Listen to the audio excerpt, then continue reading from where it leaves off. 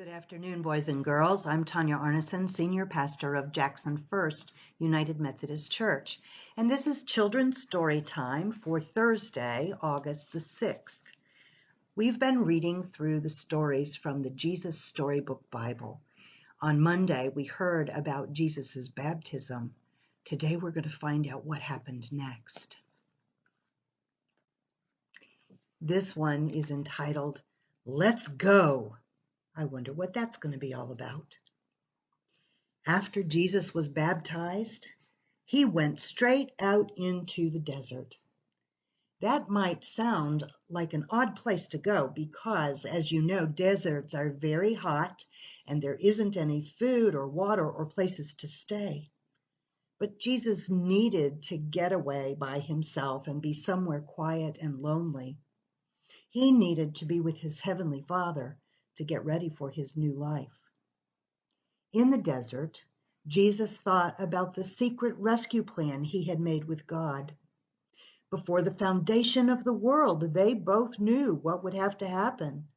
To rescue God's children, Jesus would have to die. There was no other way. It was the reason he had come. Now that old enemy, the one who had spoken through the snake to Adam and Eve back in the garden, remember that? He didn't want Jesus to rescue God's people, so he lied to Jesus. Are you really God's own son? He hissed. Poor you. God must not love you. You don't need to die. Do it my way. Yes, and no, said Jesus to the liar. I will do what God says. And from that moment on, nothing would ever be the same. Jesus wasn't like Adam. Jesus was a new kind of man. He would not believe the terrible lie that the enemy spoke. Jesus knew God loved him, and he would trust God no matter what. It was just as God had promised to Adam and Eve all those years before. Jesus had come to do battle against the snake's work.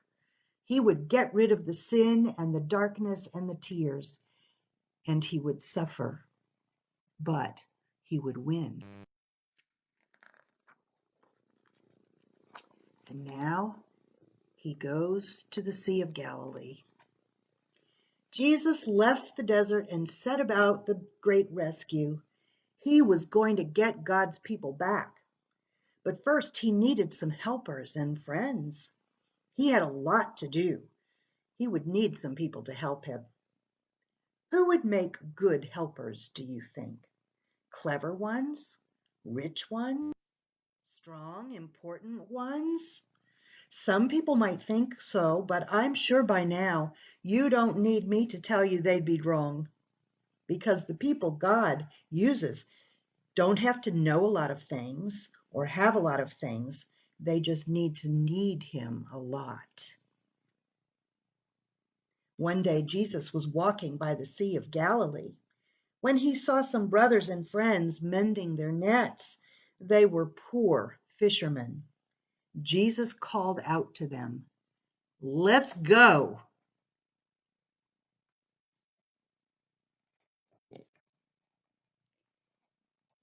Peter, Andrew, and James and John looked up at the man on the shore. That was Jesus. And they couldn't explain it, but their boats needed to be put away and their nets needed mending, but fish were still wiggling on the shore. But something about this stranger made them just drop their nets and their fish, leave their boats and everything, and follow him. My gosh, Jesus must have had such a precious and powerful presence. This God-man was like no other they had ever met. When they looked at Jesus, their hearts filled up with a wonderful, forever sort of happiness. And inside it was as if they were running free in an open field. Jesus asked 12 men to be his helpers: Peter, Andrew, James, and John, Matthew, Philip, Bartholomew, Thomas, another James, Simon, Thaddeus, and Judas meeting Jesus would change all of them forever.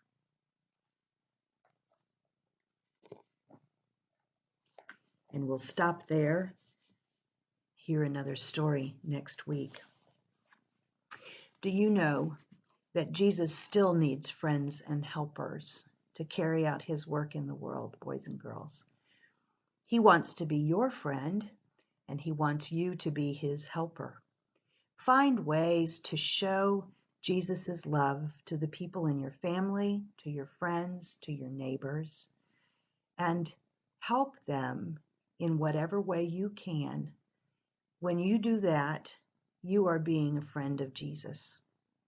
I hope that you will know that you are blessed and that you will stay well and healthy and that you are beloved, beloved by Jesus and beloved by me. I'll see you next week. Bye-bye.